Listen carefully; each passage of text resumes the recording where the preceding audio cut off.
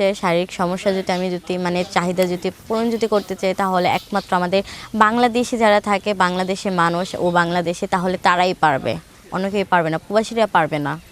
কেন প্রবাসীরা পারবে না কেন? তাদের সব কিছু ওইখানেই শেষ করে ফেলে। তো বাংলাদেশে এসে নিজের বউকে আর কী দিবে? কেন দেওয়ার আগে তো নষ্ট হয়ে যাবে। আমি একটা দেশি ছেলে খুঁজি, তো দেশি ছেলেকে আমার অনেক পছন্দ।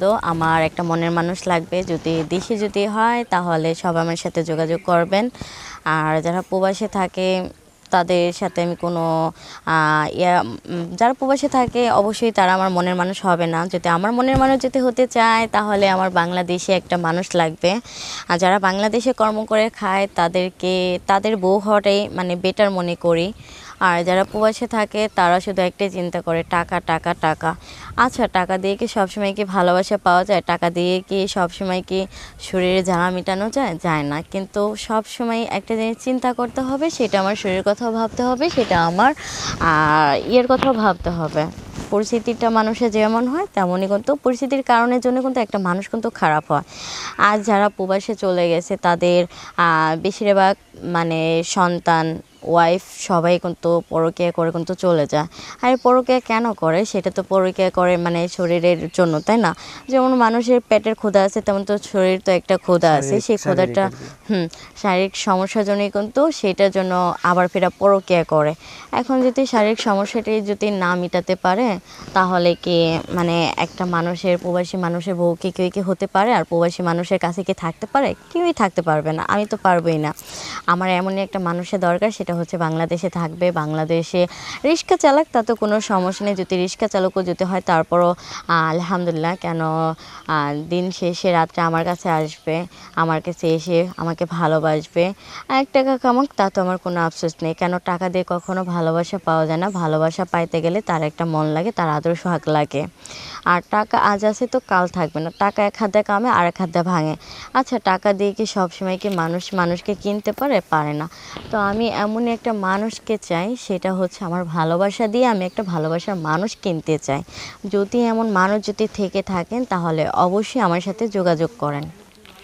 নাম কি আপনার? আমার নাম হচ্ছে রূপা। রূপা। আচ্ছা, বর্তমানে মিডিয়াতে আসার কারণ কি? মিডিয়াতে আসার মানে কারণটা হচ্ছে একটা, আমার একটা বাংলাদেশে একটা ছেলে লাগবে। সে বাংলাদেশ ইনকাম করবে, সে একটা রিক্সা চালক হোক, না হলে একটা নাকাল হোক। কেন আমি তাদেরকে বিয়ে করতে চাচ্ছি। আমাকে দিন শেষে যেন রাত্রে যেন তার বুকে মাথা রেখে যেন ঘুম আসতে পারে, ও সে যেন সবসময় যেন আমার পাশে যেন থাকতে পারে, আমিও যেন তার পাশে থাকতে পারি। আচ্ছা, বিবাহিত না অবিবাহিত? আমি যখন একটা অবিবাহিত মেয়ে, তো আমি অবশ্যই যাবো একটা অনবিবাহিত একটা ছেলেকে বিয়ে করার জন্য। তো প্রবাসী ছেলেরা দেশি কেন? এখন যারা প্রবাসে থাকে তারা শুধু একটাই চিন্তা করে, সেটা হচ্ছে তাদের টাকা টাকা টাকা। আর যারা টাকা নিয়ে পড়ে থাকে তাদের কিন্তু শারীরিক সমস্যাটা দিনে দিন মানে কমে যায়। ঠিক আছে, তো সেই ক্ষেত্রে থেকে চিন্তা ভাবনা করে দেখলাম, তাহলে এই যে শারীরিক সমস্যা যদি আমি মানে চাহিদা যদি পূরণ যদি করতে চাই, তাহলে একমাত্র আমাদের বাংলাদেশে যারা থাকে, বাংলাদেশের মানুষ ও বাংলাদেশে, তাহলে তারাই পারবে, অন্য কেউ পারবে না। প্রবাসীরা পারবে না। কেন প্রবাসীরা পারবে না কেন? তাদের সব কিছু ওইখানেই শেষ করে ফেলে। তো বাংলাদেশে এসে নিজের বউকে আর কী দিবে? কেন দেওয়ার আগে তো নষ্ট হয়ে যাবে। আচ্ছা আপু, আমরা প্রতিবেদন একবারই শেষ পর্যায়ে দর্শকদের উদ্দেশ্যে কিছু বলার আছে? দর্শকদের উদ্দেশ্যে শুধু একটা কথাই বলবো, তো যদি কোনো বাংলাদেশে যদি এমন যদি ছেলে যদি থাকে তাহলে সবাই আমার সাথে যোগাযোগ করবেন। আর আমার ভিডিওতে দেখেন নাম্বার দেওয়া আছে, আমার হোয়াটসঅ্যাপ নাম্বার, ইমো নাম্বার। তো আমার হোয়াটসঅ্যাপ নাম্বারে কি ইমো নাম্বার আগে আমাকে ফোন দিবেন, তাহলে আমাকে পেয়ে যাবেন। আর আমি এমনই একটা মানুষ খুঁজি, সেটা হচ্ছে আমাকে বলবে, আমি তাকে বলবো। সবাই ভালো থাকবেন। ওইটাই আর কি। আচ্ছা আপু, এখন সবশেষে একটাই কথা, আপনার পরিবারে কে কে আছে সেটা তো জানলাম না এখনো। আমার পরিবারে কেউ নেই। কেউ নেই? আপনি একা? আমি একা। একা। বর্তমানে কি করেন আপনি? বর্তমানে বেশিরভাগ হচ্ছে এই তো জামাই খুঁজে বেড়াচ্ছি, মানে রাস্তাঘাটে চিপা চোপা যেখানেই পাচ্ছি শুধু জামাইটাই খুঁজছি, কিন্তু জামাই আর পাচ্ছি না। এত সময় রাখে আপনার? আমার শরীরটা দেখতেছেন না, এখন জমিনের মধ্যে যদি চাষ যদি না করি তাহলে কি জমিন কি ভালো থাকবে? জমিন তো জম পড়ে যাবে। আপনার জমিতে চাষ হয় না এখনো? জমিনে এখনো কোনো চাষ হয়নি। জমিনে যদি চাষ করা যদি যায় তাহলে তো চাষ তো করাই যাবে। আর আমিও চাচ্ছি আমার জমিনের মধ্যে চাষ করতে, কিন্তু আমি অনেকজনের কাছে শুনছি জমিনে বলে চাষ করতে বলে অনেকটা ভালো লাগে।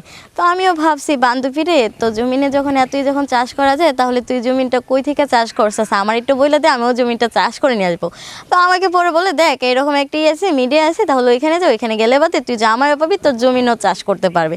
তো আমিও এর জন্য এইখানে চলে আসছি জমিন চাষ করার জন্য, জামাই খোঁজার জন্য। আচ্ছা, আপনার জমিন কি ফ্রেশ আছে? আমার জমিনটা একদম ফ্রেশ আছে, আমার জমিনের মধ্যে কোনো ভেজাল নাই। তাই? আচ্ছা, আপনার সাথে যোগাযোগ কীভাবে করবেন?